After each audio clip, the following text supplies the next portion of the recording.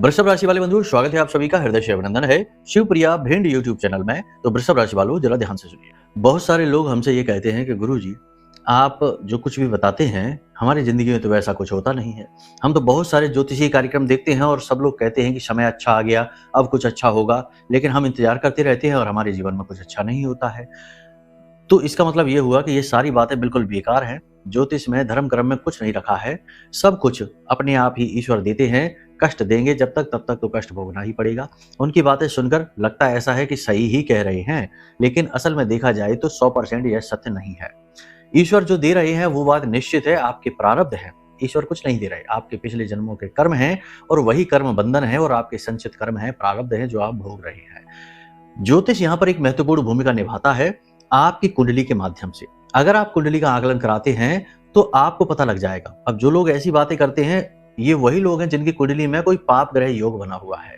तो जब आप कुंडली आकलन कराएंगे तो आपको आपके सवालों के जवाब मिलेंगे, मार्गदर्शन मिलेगा और पता चलेगा कि बीमारी का कारण क्या है।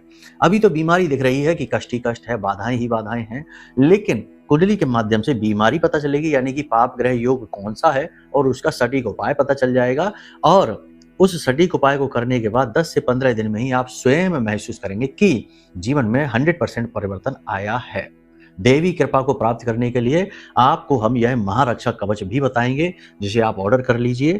कहने का मतलब यह है कि देखो, जीवन में अगर सुखी होना है तो धर्म कर्म को, अध्यात्म को, ज्योतिष को इग्नोर नहीं किया जा सकता।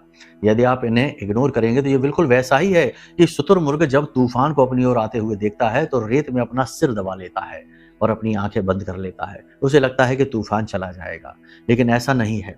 आंखें बंद कर लेने से, इग्नोर करने से, अनदेखी करने से हम और ज्यादा कठिनाई में फंस जाते हैं, असुरक्षित हो जाते हैं।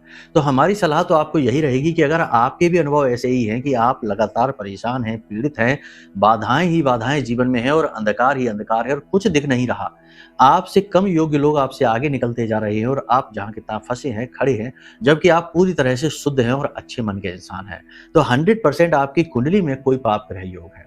इसे मिटाने के लिए कुंडली का आकलन कराइए और माई का महारक्षा कवच ऑर्डर कर लीजिए। कुंडली के दोष मिटेंगे, माई की कृपा आपको प्राप्त होगी और आप देखेंगे कि अचानक से जीवन में गति आ गई है।